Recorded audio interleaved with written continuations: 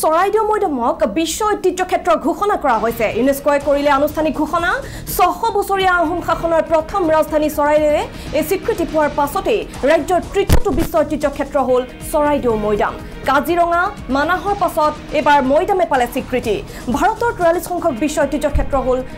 চৰাইদেউ মৈদাম ঐতিহাসিক ঘোষণাৰ পাছতে ৰাজ্যজুৰি উচা এই মুহূৰ্তৰ এক খবৰ আমি আপোনালোকক জনাইছো এক মহেন্দ্ৰ খানৰ সাক্ষী হৈ ৰৈছে সমগ্ৰ অসমবাসী চৰাইদেউ মৈদামক বিশ্ব ঐতিহ্য ক্ষেত্ৰ ঘোষণা কৰা হৈছে ইউনেস্কো ঘোষণা কৰিছে আনুষ্ঠানিকভাৱে 600 বছৰীয়া আহোম শাসনৰ প্ৰথম ৰাজধানী চৰাইদেউৱে এই স্বীকৃতি পোৱাৰ পিছতে চলিছে আনন্দৰ বন্যা এই দৃশ্য আমি পোনপটীয়া সম্প্ৰচাৰ যোগে দেখুৱাইছো ফটকা ফুটাই আনন্দ উল্লাস প্ৰকাশ কৰিছে যথেষ্ট সংখ্যক লোক উপনীত হৈছে আৰু ইয়াত সভাংকাক্ষী যিসকল চৰাইদেউ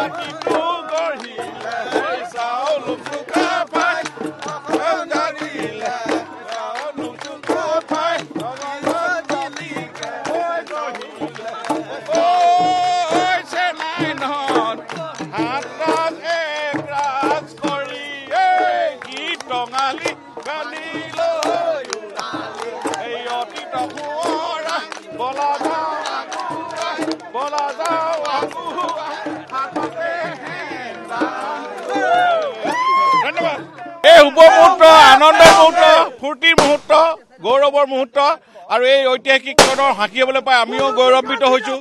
আজি চৰাইদেউ মৈদাম ৱৰ্ল্ড হেৰিটেজৰ ইউনেস্কোৰ তালিকাত অন্তৰ্ভুক্ত হৈছে ভাৰতবৰ্ষৰ 43 নম্বৰ হিচাপে আমি সৰ্বপ্ৰথমে দেশৰ শক্তিশালী প্ৰধানমন্ত্ৰী নৰেন্দ্ৰ মোদীক ধন্যবাদ জনালোঁ আমাৰ মুখ্যমন্ত্ৰী ডক্টৰ হিমন্ত বিশ্ব শৰ্মাক আমি ধন্যবাদ জনালোঁ আৰু ইয়াৰ লগত যিটো টীম জড়িত ডাইৰেক্টৰ আৰ্কিঅলজিকে আদি কৰি বিভিন্ন ধৰণৰ আমাৰ বুৰঞ্জীবিদসকল স্থানীয় ৰাইজ আমি সকলোৱে যিখিনি কষ্ট কৰাৰ ফলত আজি এই চৰাইদেউ মৈদামে স্বীকৃতি পাবলৈ সক্ষম হ'ল ৱৰ্ল্ড হেৰিটেজ হিচাপে গতিকেলৈ এতিয়া এই মুহূৰ্তটোত আমি সকলোৱে আনন্দ ফূৰ্তি কৰি এই কালচাৰেল হেৰিটেজটোক আমি আৰু আগবঢ়াই নিয়াৰ ক্ষেত্ৰত আমাৰ যি দায়িত্ব আছে এই দায়িত্ব আমি আন্তৰিকতা পালন কৰিব লাগিব দেখা গৈছে আৰু এগৰাকী ব্যক্তি আছে আমি এটা ঐতিহাসিক ক্ষণ অসমবাসী ৰাইজে অতি উৎকণ্ঠাৰে ৰৈ থকা আজি এই ক্ষণটো আহি পৰিলে ইতিমধ্যে দিল্লীত ভাৰত মণ্ডপত অনুষ্ঠিত হোৱা ৱৰ্ল্ড হেৰিটেজ কমিটিৰ যিখন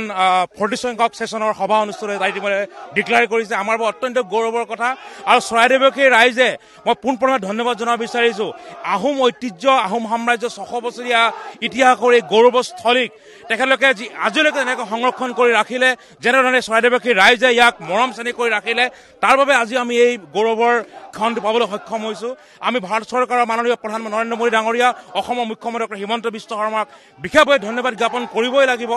অহৰহ প্ৰচেষ্টা ডক্টৰ হিমন্ত বিশ্ব ডাঙৰীয়া যোৱা এবছৰ ধৰি যিটো অহৰহ ঐকান্তিক প্ৰচেষ্টাৰ ফলত আজি আমি এই ক্ষণটো লাভ কৰিবলৈ সক্ষম হ'লোঁ আৰু আমি নিশ্চয়কৈ আমি এটা কথা ক'ব লাগিব যে যিটো ৱৰ্ল্ড হেৰিটেজ চাইট এইটো যদি কালচাৰেল প্ৰপাৰ্টি যদি সাংস্কৃতিক সম্পদ গতিকে আমাৰ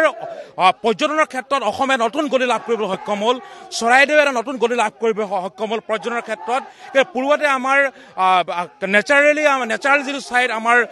কাজিৰঙা বা মানস আছিল কিন্তু পোনপ্ৰথমবাৰৰ বাবে উত্তৰ পূৰ্বাঞ্চলৰ প্ৰথম